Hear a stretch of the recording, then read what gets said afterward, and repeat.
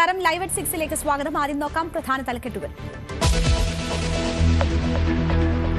സ്വർണ്ണക്കൊള്ളയിൽ SITക്ക് ആശ്വാസം. അന്വേഷണം ശരിയായ ദിശയിൽ തന്നെയെന്ന് ഹൈക്കോടതി. ഒരു പ്രതിയും രക്ഷപ്പെടില്ലെന്നും കോടതി. പോറ്റിയുടെ ജാമ്യ ഹർജിയിൽ നാളെ വിധി. സർ, എന്നെ സംബന്ധിച്ച് ചോദ്യം നമ്പർ 121 ശ്രീ ചോദ്യം നമ്പർ 121 എൽദോസ് പി കുന്നപ്പള്ളിയിൽ നോട്ട് ഇൻ ദ സീറ്റ്. സ്വർണ്ണക്കൊള്ളയിൽ നിയമസഭ ഇന്നും പ്രക്ഷുബ്ധം. उनके जो की कार्रवाई कल दिनांक 5 फरवरी 2026 को प्रातः 11 बजे तक के लिए स्थगित की जाती है. कुर्सी पे बैठे थे. മൂന്നാം ദിവസവും പാർലമെന്റ് പ്രക്ഷുബ്ധം. എം നരവണയുടെ പുസ്തകത്തിന്റെ കോപ്പിയുമായി വീണ്ടും രാഹുൽ ഗാന്ധി. കേന്ദ്ര സർക്കാരിനെ വിമർശിച്ച് കമൽ ഹാസന്റെ ആദ്യ പ്രസംഗം. ഇന്ത്യ-US വ്യാപാര കരാർ കർഷക താൽപര്യങ്ങൾ സംരക്ഷിക്കുന്നതെന്ന് വാണിജ്യമന്ത്രി പീയൂഷ് ഗോയൽ.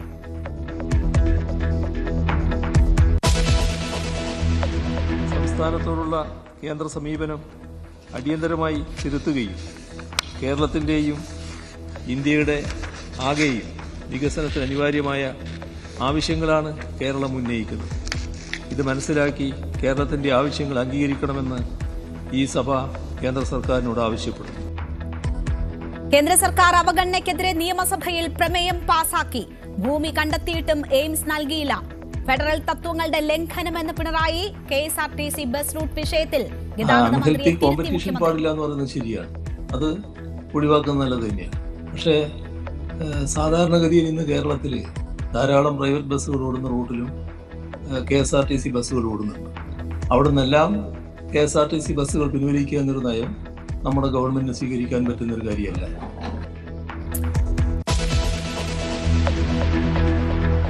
SIR-നെതിരായ ഹർജിയിൽ സുപ്രീം കോടതിയിൽ സ്വയം വാദിച്ചു മമതാ ബാനർജി. പോരാട്ടം ജനാധിപത്യം സംരക്ഷിക്കാനെന്ന് മമത അഭിഭാഷകയുടെ കുപ്പായം അണിഞ്ഞത് 45 വർഷങ്ങൾക്ക് ശേഷം.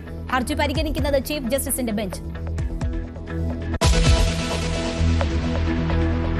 മണിപ്പൂരിൽ രാഷ്ട്രപതി ഭരണം പിൻവലിച്ചു. പുതിയ സർക്കാർ രൂപീകരണം ഉടൻ. യുനം ഖേംചന്ദ് സിംഗ് മുഖ്യമന്ത്രിയായി സ്ഥാനമേൽക്കും. നജാം കിപ്ഗൻ ഉപമുഖ്യമന്ത്രി.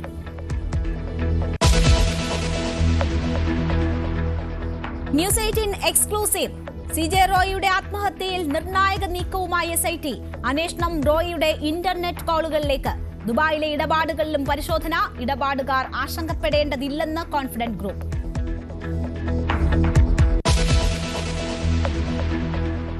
ഉത്തർപ്രദേശിലെ ഗാസിയാബാദിൽ 3 സഹോദരിമാർ ജീവനൊടുക്കി. ആത്മഹത്യ ഓൺലൈൻ ഗെയിം കളിക്കുന്നത് വിലക്കിയതിന്. ജീവനൊടുക്കിയത് 3 നില കെട്ടിടത്തിന് മുകളിൽ നിന്ന് ചാടി. കുട്ടികൾ കളിച്ചിരുന്നത് കൊറിയൻ ഗെയിം.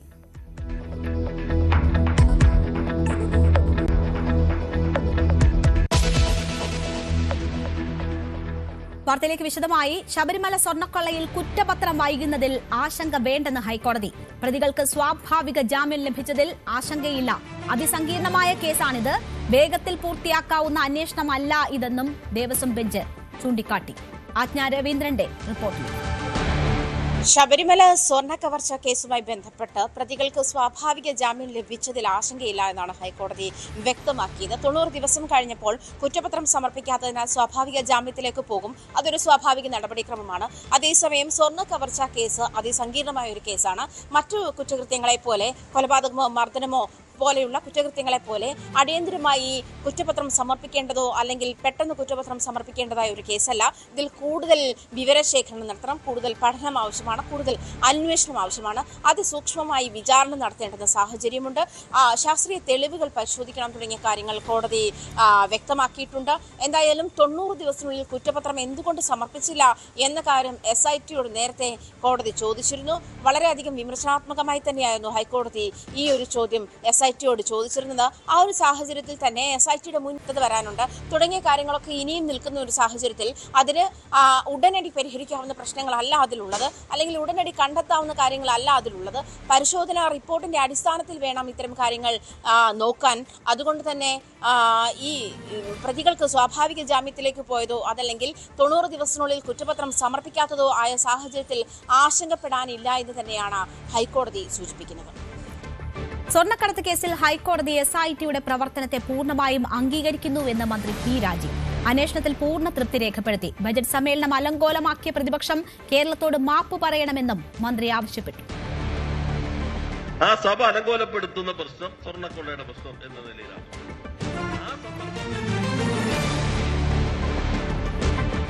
ശബരിമല സ്വർണ്ണക്കൊള്ള കേസിലെ ഉണ്ണികൃഷ്ണൻ പോറ്റിയുടെ ജാമ്യ ഹർജി വിധി പറയാനായി മാറ്റി. കൊല്ലം വിജിലൻസ് കോടതിയിൽ വാദം പൂർത്തിയായി. നാളെ വിധി പറഞ്ഞേക്കും. ഉണ്ണികൃഷ്ണൻ പോറ്റിയുടെ റിമാൻഡ് 14 ദിവസത്തേക്ക് കൂടി നീട്ടി. കേസിലെ മറ്റൊരു പ്രതിയായ മുൻ അഡ്മിനിസ്ട്രേറ്റീവ് ഓഫീസർ മുരാരി ബാബുവിന് 2 കേസിലും സ്വാഭാവിക ജാമ്യം ലഭിച്ചിരുന്നു. സുധീഷ് കുമാറിനും സ്വാഭാവിക ജാമ്യം ലഭിച്ചു. S. ശ്രീകുമാറിനും ജാമ്യം കിട്ടി. സ്വാഭാവിക ജാമ്യം തേടി മറ്റൊരു പ്രതി KS ബൈജുവും കോടതിയെ സമീപിച്ചിട്ടുണ്ട്.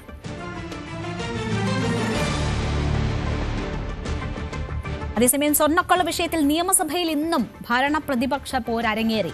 സർക്കാരുമായി സഹകരിക്കാനില്ലെന്ന നിലപാടിൽ ഉറച്ചു നിൽക്കുന്ന പ്രതിപക്ഷം ചോദ്യോത്തരവേളയുടെ തുടക്കം മുതൽ പ്രതിഷേധിച്ചു.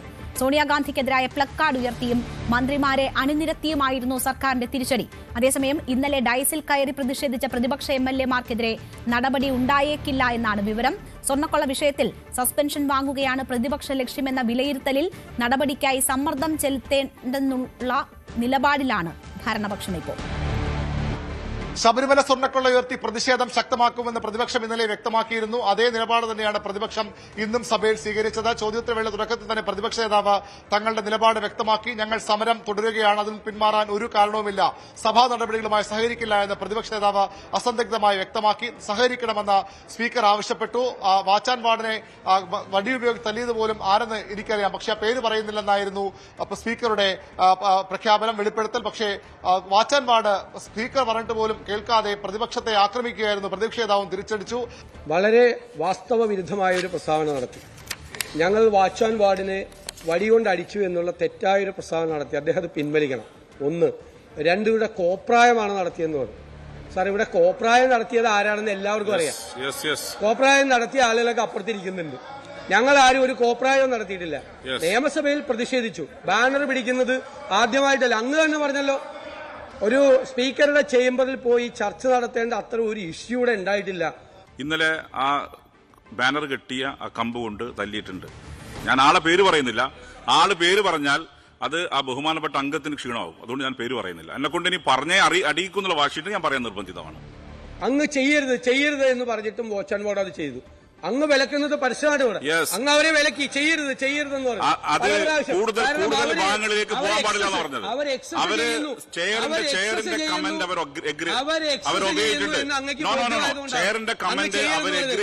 ചെയർ പറയുന്നതനുസരിച്ച് പെരുമാറിയിട്ടുണ്ട്.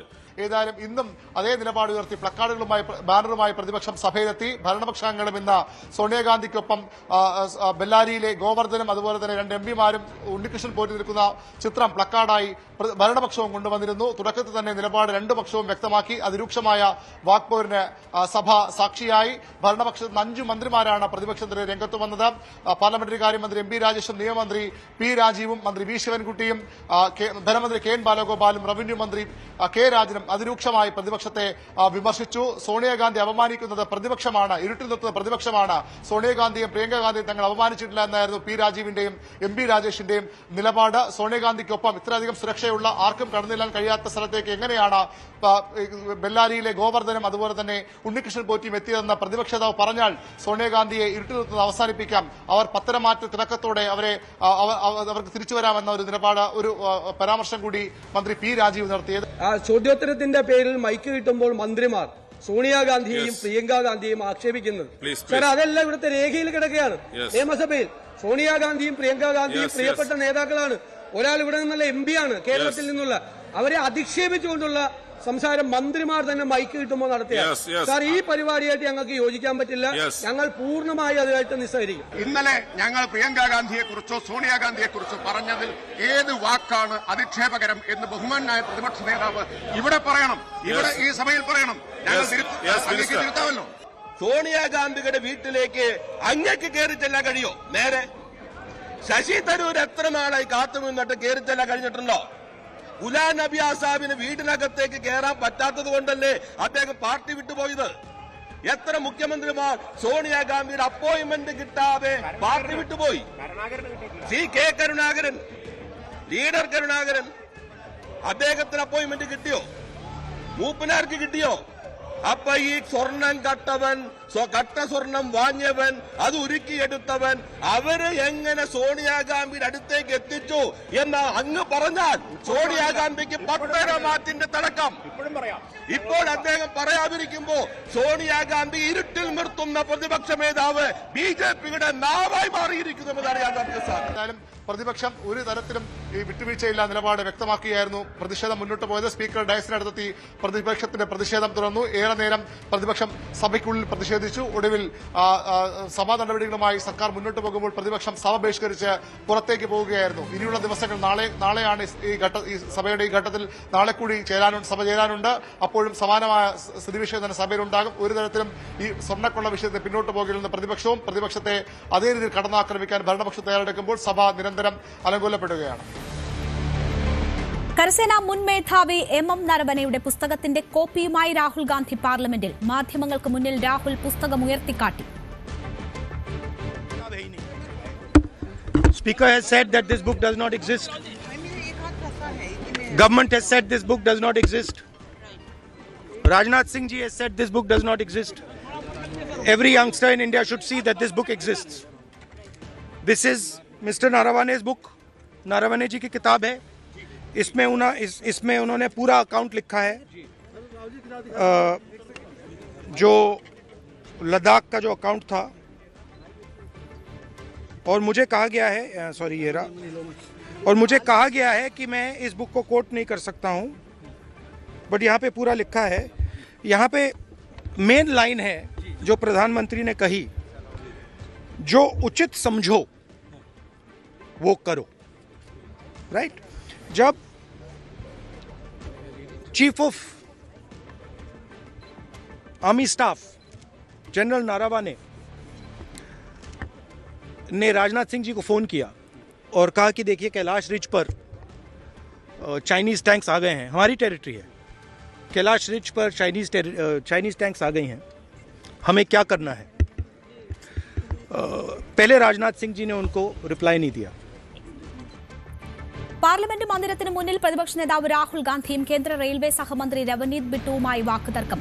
സസ്പെൻഡ് ചെയ്യപ്പെട്ട കോൺഗ്രസ് MPമാർ പാർലമെന്റ് കവാടത്തിൽ സമരം ചെയ്യുന്നതിനിടെയായിരുന്നു തർക്കം. സമരം ചെയ്യുന്ന MPമാർക്ക് അടുത്തേക്ക് രാഹുൽ ഗാന്ധി എത്തിയപ്പോൾ അതുവഴി വന്ന കേന്ദ്ര സഹമന്ത്രി യുദ്ധം ജയിച്ചു വന്ന് ഇവിടെ ഇരിക്കുകയായിരിക്കുമല്ലേ എന്ന് ചോദിച്ച് പരിഹസിച്ചു. കേന്ദ്രമന്ത്രി ബിട്ടുവിനെ ചൂണ്ടി ഇതാ ഒരു ചതിയൻ കടന്നുവരുന്നു എന്നായിരുന്നു രാഹുൽ ഗാന്ധിയുടെ പ്രതികരണം. തുടർന്ന് ബിട്ടുവും കോൺഗ്രസ് MPമാരും തമ്മിൽ വാക്കുതർക്കമുണ്ടായി. കോൺഗ്രസ് നേതാവായിരുന്ന രവനീത് ബിട്ടു കഴിഞ്ഞ വർഷം മാർച്ചിലാണ് BJPയിൽ ചേർന്നത്. കേന്ദ്ര സർക്കാരിനെ വിമർശിച്ച് രാജ്യസഭയിൽ കമൽഹാസന്റെ ആദ്യ പ്രസംഗം. വോട്ട് ചെയ്യാനുള്ള ജനങ്ങളുടെ അവകാശം കവർന്നെടുക്കുകയാണ് കേന്ദ്ര സർക്കാർ SIRലൂടെ ചെയ്യുന്നതെന്ന് കമൽഹാസൻ വിമർശിച്ചു. കുട്ടികളും ജൻസി തലമുറയും എല്ലാം കാണുകയാണ്. പുരോഗമന ജനാധിപത്യത്തോടൊപ്പം വളരാൻ അനുവദിക്കണമെന്ന് കമൽഹാസൻ.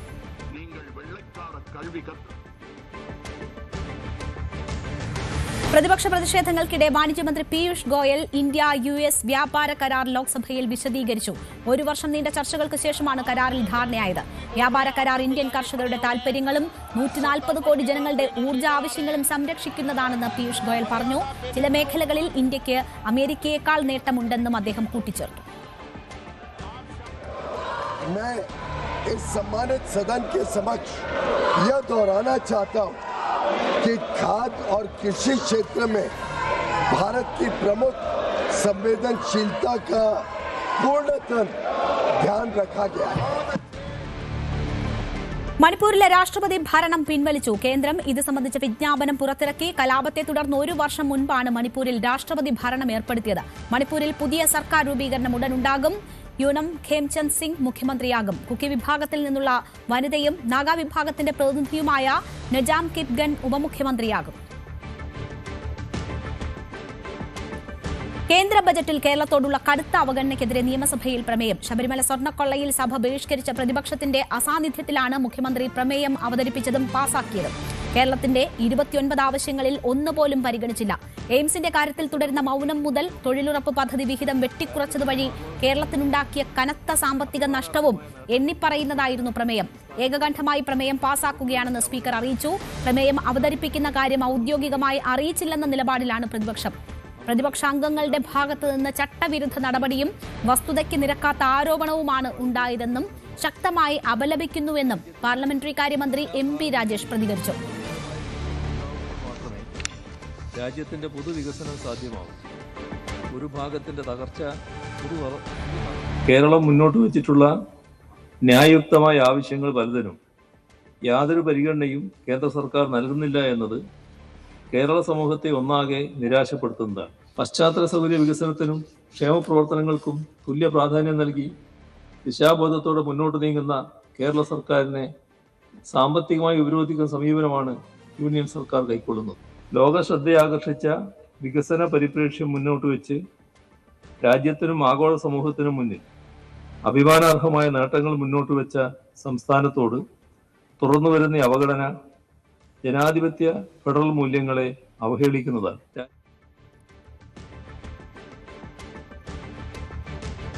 സ്വകാര്യ ബസ്സുകളോട് മത്സരിക്കാനില്ലെന്ന ഗതാഗത മന്ത്രിയുടെ പ്രസ്താവന തിരുത്തി മുഖ്യമന്ത്രി പിണറായി വിജയൻ.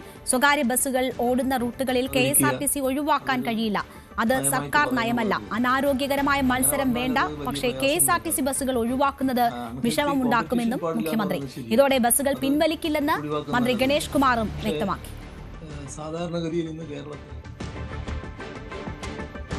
ബംഗളൂരുവിൽ ആത്മഹത്യ ചെയ്ത കോൺഫിഡന്റ് ഗ്രൂപ്പ് ചെയർമാൻ CJ റോയിയുടെ ഫോൺ കോളുകൾ കേന്ദ്രീകരിച്ച് SIT അന്വേഷണം. റോയ് ഒന്നിലധികം ഇന്റർനെറ്റ് കോളുകൾ നടത്തിയതായി കണ്ടെത്തി. എന്നാൽ ആരെയാണ് അദ്ദേഹം ബന്ധപ്പെട്ടതെന്ന് വ്യക്തമല്ല. ദുബായിലെ ഇടപാടുകൾ സംബന്ധിച്ചും SIT അന്വേഷിക്കുന്നുണ്ട്. റോയ് ഉപയോഗിച്ചിരുന്ന ഡിജിറ്റൽ ഉപകരണങ്ങളും പ്രധാനപ്പെട്ട ബിസിനസ് രേഖകളും ദുബായിലായതിനാൽ ഒരാഴ്ചയ്ക്കുള്ളിൽ ഹാജരാക്കാൻ കുടുംബത്തോട് ആവശ്യപ്പെട്ടു. ആത്മഹത്യയുമായി ബന്ധപ്പെട്ട് റോയിയുടെ വിശ്വസ്തരുടെയും ഓഫീസ് ജീവനക്കാരുടെയും മൊഴിയെടുക്കുന്നത് തുടരുന്നു. അന്വേഷണ സംഘത്തിന് മുന്നിൽ 3 സാധ്യതകളാണുള്ളത്. റോയിയുടെ ബിസിനസ് ഇടപാടുകളിലെ പ്രശ്നങ്ങൾ, വ്യക്തിപരമായി അല്ലെങ്കിൽ കുടുംബപരമായിട്ടുള്ള കാരണങ്ങൾ, IT വകുപ്പിന്റെ സമ്മർദ്ദം. എന്നാൽ IT റെയ്ഡിൽ യാതൊരു വിധത്തിലുള്ള സമ്മർദ്ദവും ഉണ്ടായിട്ടില്ല എന്ന് തന്നെയാണ് SITയുടെ നിഗമനം. ദുബായിൽ നിന്നും ബംഗളൂരുവിലെത്തിയ റോയിയെ സ്വീകരിക്കാൻ എത്തിയ ഡ്രൈവറുടെ മൊഴിയും പോലീസ് രേഖപ്പെടുത്തി. അദ്ദേഹത്തിന്റെ മൊഴി അനുസരിച്ച് റോയിയെ സ്വീകരിക്കാൻ 2 ലക്ഷറി കാറുകളാണ് എത്തിയിരുന്നത്. ഒന്നിൽ അദ്ദേഹത്തിന്റെ ലഗേജ്, മറ്റൊന്നിൽ റോയ് തന്നെയാണ് യാത്ര ചെയ്തിരുന്നത്. ഏകദേശം 20 ജോഡി വസ്ത്രങ്ങളും 10 ബ്രാൻഡഡ് ഷൂകളുമായാണ് അദ്ദേഹം എത്തിയത്. ഡ്രൈവറുടെ മൊഴി അനുസരിച്ച് റോയ് സന്തോഷത്തോടുകൂടി തന്നെയാണ് തന്നോട് സംസാരിച്ചത്. ഏതെങ്കിലും തരത്തിലുള്ള സമ്മർദ്ദം ഉണ്ടായിരുന്നതായി തോന്നിയില്ല എന്നുകൂടി മൊഴിയിൽ പറയുന്നുണ്ട്. ബംഗളൂരുവിലെ വീട്ടിൽ ചില നിർമ്മാണ പ്രവൃത്തികൾ നടക്കുന്നതിനാൽ ഹസലുരുവിലെ ഒരു സ്വകാര്യ ഹോട്ടലിലാണ് റോയ് താമസിച്ചിരുന്നത്. ആ ദിവസങ്ങളിലെ CCTV ദൃശ്യങ്ങൾ, സന്ദർശക ലിസ്റ്റ്, റൂം ബുക്കിംഗ്, പേയ്മെന്റ് എന്നിവയുടെ വിവരങ്ങൾ നൽകുവാൻ ഹോട്ടൽ മാനേജ്മെന്റിനോട് SIT നിർദ്ദേശിച്ചു. CJ റോയിയുടെ ഫോൺ കോൾ രേഖകളും പരിശോധിക്കുന്നുണ്ട്. റോയ് നിരവധി ഇന്റർനെറ്റ് കോളുകൾ നടത്തിയതായാണ് SIT കണ്ടെത്തിയിരിക്കുന്നത്. ആരോടാണ് അദ്ദേഹം ബന്ധപ്പെട്ടതെന്ന് ഇതുവരെയും വ്യക്തമായിട്ടില്ല. ഈ കോളുകളുമായി ബന്ധപ്പെട്ട IP അഡ്രസ്സുകൾ സൈബർ സെൽ കണ്ടെത്തുകയാണ്. എന്തായാലും 9 പേജുള്ള റോയിയുടെ ആത്മഹത്യാ കുറിപ്പാണ് ലഭിച്ചിരിക്കുന്നത്. അതിൽ വിദേശ സംരംഭങ്ങളിൽ തിരിച്ചടി നേരിട്ടുണ്ടെന്നാണ് ഡയറി കുറിപ്പിൽ വ്യക്തമാക്കുന്നത്. കുടുംബത്തോട് ക്ഷമ ചോദിക്കുന്നുണ്ട്. പണം നൽകാനുള്ളവരുടെ വിവരങ്ങളും എഴുതിയ റോയി കമ്പനിയെ എങ്ങനെ നയിക്കണമെന്നും നിർദ്ദേശിച്ചിട്ടുണ്ട്. കമ്പനിയുടെ കാലങ്ങളായുള്ള നിക്ഷേപകരെ സംരക്ഷിക്കണം, അവരെ വഞ്ചിക്കരുത് എന്നുകൂടി കുറിപ്പിൽ പറയുന്നുണ്ട്. ഇതോടെ റോയ് ആത്മഹത്യ ചെയ്യാൻ നേരത്തെ തീരുമാനിച്ചു എന്നാണ് SITയും സംശയിക്കുന്നത്.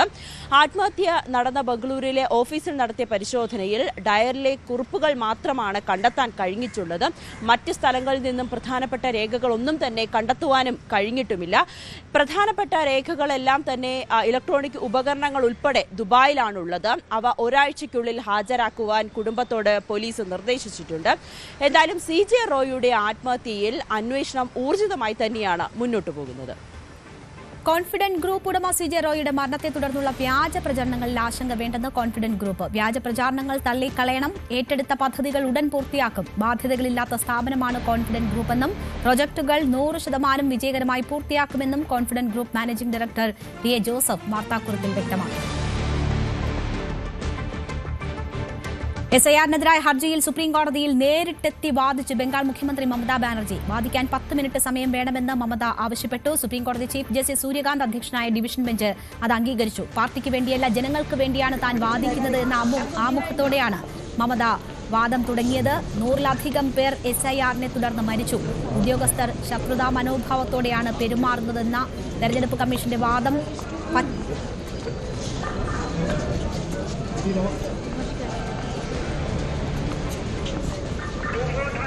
ഉദ്യോഗസ്ഥർ ശത്രുതാ മനോഭാവത്തോടെയാണ് പെരുമാറുന്നത്. തെരഞ്ഞെടുപ്പ് കമ്മീഷന്റെ വാദങ്ങൾ പച്ചക്കള്ളമാണ് എന്ന് മമതാ ബാനർജി ചൂണ്ടിക്കാട്ടി. ഹർജിയിൽ തിങ്കളാഴ്ച വിശദമായ വാദം കേൾക്കും. നിയമവിരുദ്ധമുള്ള മമത 4 പതിറ്റാണ്ടിന് ശേഷമാണ് അഭിഭാഷക കുപ്പായം അണിയുന്നത്. ഉത്തർപ്രദേശിലെ ഗാസിയാബാദിൽ 3 സഹോദരിമാർ ജീവനൊടുക്കി. ഓൺലൈൻ ഗെയിം കളിക്കുന്നത് വിലക്കിയതാണ് കുട്ടികളെ ആത്മഹത്യയ്ക്ക് പ്രേരിപ്പിച്ചതെന്നാണ് സൂചന. കെട്ടിടത്തിന് മുകളിൽ നിന്ന് ചാടിയാണ് കുട്ടികളുടെ മരണം. ഐക്യം അടഞ്ഞ അധ്യായമെന്ന് NSS general secretary Sukumaran Nair. SNDP-യുമായി സൗഹൃദത്തിന് കുറവില്ല. രാഷ്ട്രീയ ലക്ഷ്യമുണ്ടെന്ന് NSS-ന് മനസ്സിലായി. ഇനി ചർച്ചകളില്ലെന്നും സുകുമാരൻ നായർ ആവർത്തിച്ചു. സുകുമാരൻ നായരോട് നേരിട്ട് സംസാരിച്ചെന്നും ഐക്യത്തിന്റെ വാതിൽ അടഞ്ഞു എന്ന് വിശ്വസിക്കുന്നില്ലെന്നും തുഷാർ വെള്ളാപ്പള്ളി പ്രതികരിച്ചിരുന്നു. ഇതിന് പിന്നാലെയാണ് സുകുമാരൻ നായരുടെ മറുപടി. കൊല്ലം കൊട്ടാരക്കരയിൽ ചുരിദാർ ധരിച്ചെത്തിയ പ്രധാന അധ്യാപികയെ സ്കൂളിൽ പ്രവേശിപ്പിച്ചില്ലെന്ന് പരാതി. കൊട്ടാരക്കര നടുവത്തൂർ ഈശ്വരവിലാസം ഹയർ സെക്കൻഡറി സ്കൂളിലായിരുന്നു സംഭവം. പ്രധാന അധ്യാപിക സിന്ധു S. നായർക്കാണ് മോശം അനുഭവമുണ്ടായത്. സ്കൂൾ മാനേജറുടെ നിർദ്ദേശപ്രകാരം ഗേറ്റ് കീപ്പറാണ് അധ്യാപികയെ തടഞ്ഞത്. തുടർന്ന് അധ്യാപിക ഗേറ്റിന് മുന്നിലിരുന്ന് പ്രതിഷേധിച്ചു. അധ്യാപികയെ തടഞ്ഞിട്ടില്ല എന്നതാണ് മാനേജറുടെ വിശദീകരണം. കോന്നി മെഡിക്കൽ കോളേജിൽ തീപിടുത്തം. മെഡിക്കൽ കോളേജിലെ പ്രധാന കെട്ടിടത്തോട് ചേർന്നുള്ള ജനറേറ്റർ റൂമിലാണ് തീപിടുത്തമുണ്ടായത്. രോഗികൾ കിടക്കുന്ന വാർഡുകളിൽ പുക ഉയർന്നതോടെ രോഗികളും കൂട്ടിരിപ്പുകാരും ഉൾപ്പെടെയുള്ളവർ പുറത്തേക്കിറങ്ങി.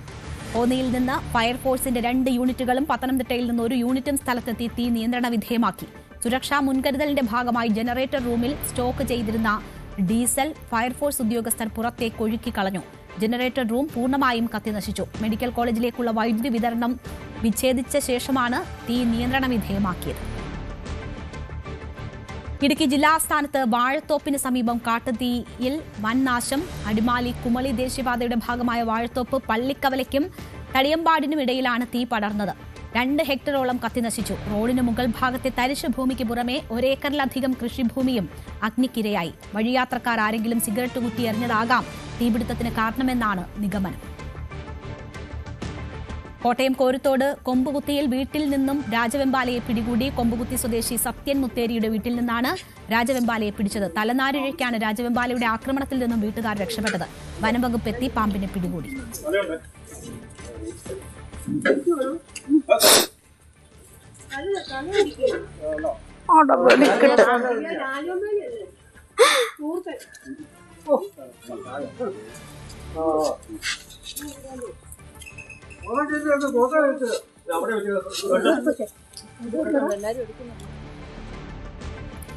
മലപ്പുറം പൊന്നാനി കുണ്ടകടവ് ജംഗ്ഷനിൽ തെരുവ്.